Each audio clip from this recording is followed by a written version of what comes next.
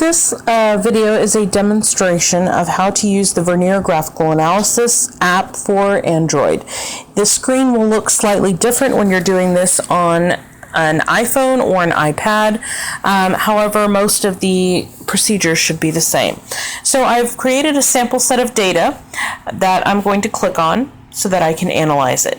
Your lab sheet asks for you to look at 3 different graphs. However, you'll notice that you only see 2 graphs here. If you are looking at an iPhone screen, you may only see 1 graph. What you do to access different views and to also look at your data table is you click on this icon at the top. Notice it brings up several options. I'm going to look at my data table just to show you the different data we have available. We have, of course, time and position and velocity, but what you were not able to see on the previous screen is the fact that we have acceleration data as well. So now I'm going to go back to my view. I'm going to look at my 2 graphs. I want to choose to look at my acceleration graph. What I need to do is click on the label for my y-axis where it says velocity. When I do that, it pulls up options for things that I can graph on the y-axis. I'm going to graph acceleration. Notice if I look at my graph, I am graphing acceleration and velocity on the same axes. However, if I only want to look at both of those, I will go back to my options, I will uncheck velocity, and to return to my graph, I simply click on the y-axis label again. Now that lets us see our acceleration. However, I'm going to want to compare our position graph to our velocity graph in a moment, so I'm going to restore it to velocity. What you are instructed to do on your lab sheet is to choose a parabolic section of your position graph and do a curve fit so that you can find the best fit line using the quadratic equation to mimic this data.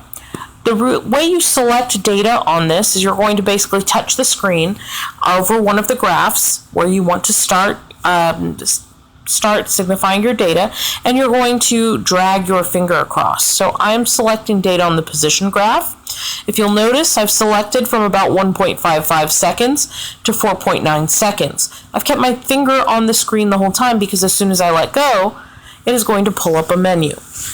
You don't have to do anything except for adjust the area where it says curve fit.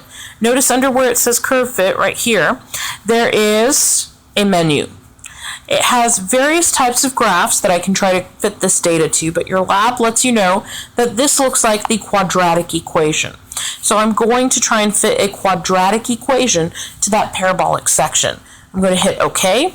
And notice now I have that highlighted area. I have a quadratic equation there with values for the variables in place if the form of the equation is y equals ax squared plus bx plus c. Now, if I want to remove this selection, I can click on it again, and then I can click delete. Notice it's no longer highlighted. I no longer have my quadratic section. However, I would like to have that back up. So I'm going to go back and do a curve fit again for that section.